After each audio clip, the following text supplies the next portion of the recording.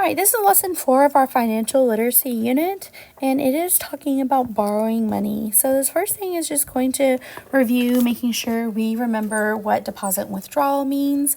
So we're going to read this first one right here. Jackson has $28 in the bank. He makes a deposit of $3. Remember, when you see deposit, that's always going to mean add. Deposit means add. We're going to add when we deposit things, okay? So Jackson has $28. He makes a deposit of $3, which we know we're going to add.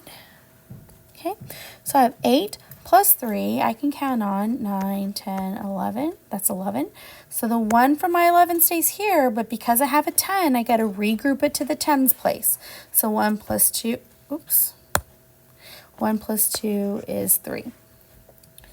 So he has $38 in the bank. Make sure you're putting your dollar sign in front of it. Sorry, that's a little sloppy. It has to do with the pen I'm using. Let me see if I can make it skinnier and it'll work. Okay. Lynn, yikes. Hold on, guys.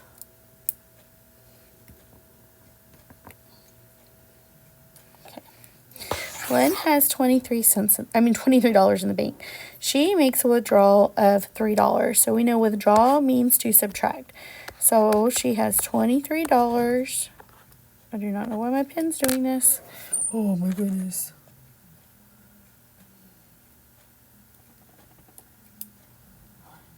Bear with me, guys. Ah, now I get it. Okay, there was something wrong with my pen, and now it's working. Sweet. Okay, I'm going to go withdrawal. That means I subtract. Okay, so 3, numbers are the same. 0 is a game, so 3 minus 3 is 0. 2 minus 0 is 2. So she now has $20 left in the bank. All right, so that's a refresher on what withdrawing and adding means. So in here, model and draw, we're going to look at the top here. Sometimes people borrow money when they need more money than they have. So Brian has 45 cents. He wants to buy a pen that's 85 cents.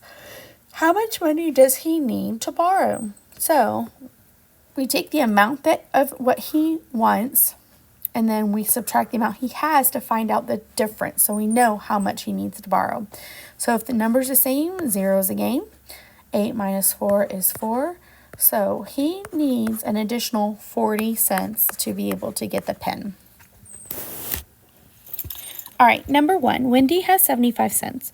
She wants to buy a snack that costs 90 cents. How much money does she need to borrow? So just like we did here, the top number, when we're subtracting, is the amount of the item she wants to buy. So that's going to be 90, because the snack she wants is 90 cents. And then we're going to subtract from that the money she does have, so we can find out the amount she still needs. So I have more on the floor. I'm going to go next door and get some more. And then the 10 becomes, the 0 becomes a 10. 10 minus 5. I know that 5 plus 5 is 10.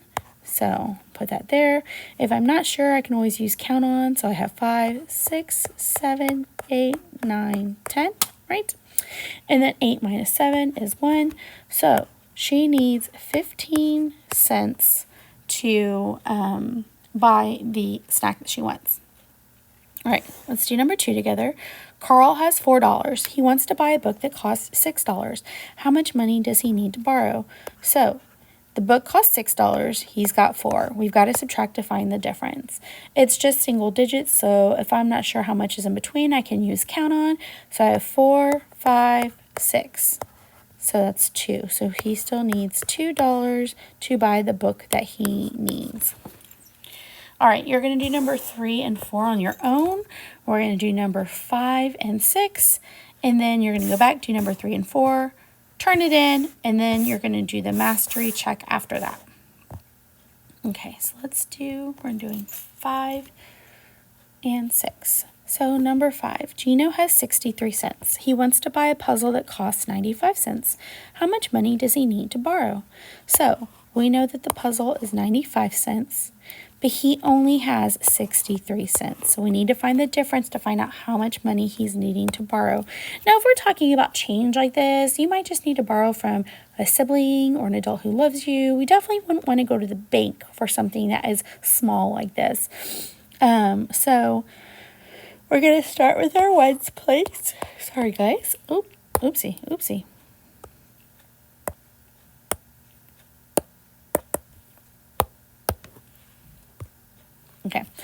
So we have 5 minus 3 is 2.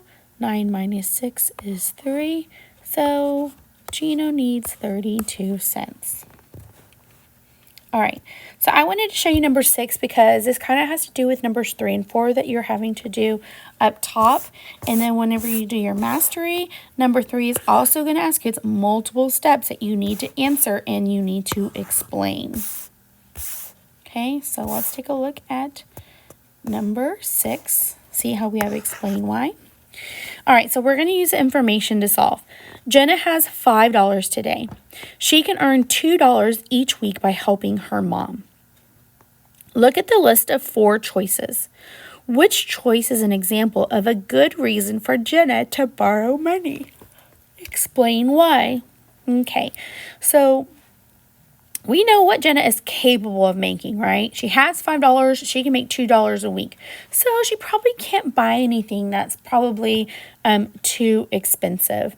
So there's a couple things that you could say that is a good choice for her for a good reason on here. And then I'll show you how we're going to explain it. So let's take a look at the item she has available to her. So the first one is, it says, buy a toy that costs $35. Okay, so you're going to ask yourself, is that a need or a want? Well, that's definitely a want because it's saying it's, it's not saying it's for someone else. It's saying it's for her. So we don't really want to borrow money for things that we just want that we can't really afford. So that would not be a good choice. Buy a book that costs $6. Okay, you know how I feel about reading. Books are always a good investment. And $6 isn't too much more than what she would have after another week of work. I'm sorry, guys. So buy a book. So, okay, I'm going to put a little dot next to that. Buy a game that costs $30. We don't know what kind of game it is, but we also know it would take her a very long time to earn $30. For example, if she has $5, I need to find out how much longer or how much more she would need to buy that book. So more on the floor, go next door and get some more. 10 minus 5 is 5. 2 minus 0 is 2. So I would need to earn $25 more.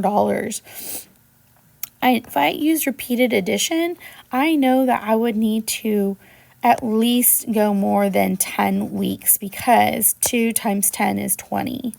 So I know that it's going to be a long time before I could even, or that Jenna could even pay anybody back. So that's probably not a wise investment either.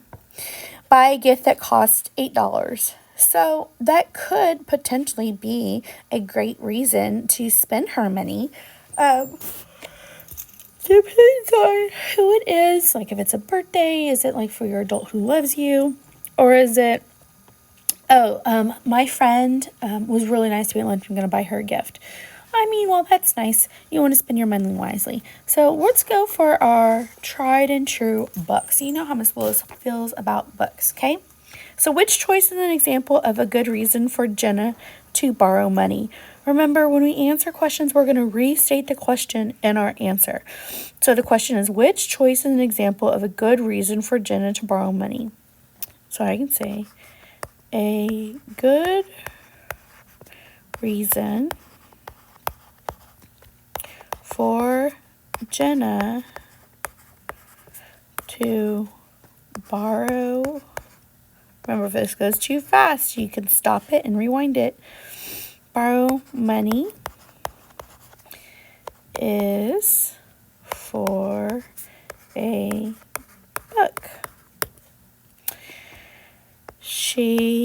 Now there's reasons why this is a good answer. She wouldn't have to borrow much money. Okay, I could even continue on to say she would earn the money to pay back within 1 week. I could also add on that if she buys a book, then it's good for her brain. It's good for her to read. If I said buying a gift would cost $8, and I say a good reason for Jenna to borrow money is for a gift,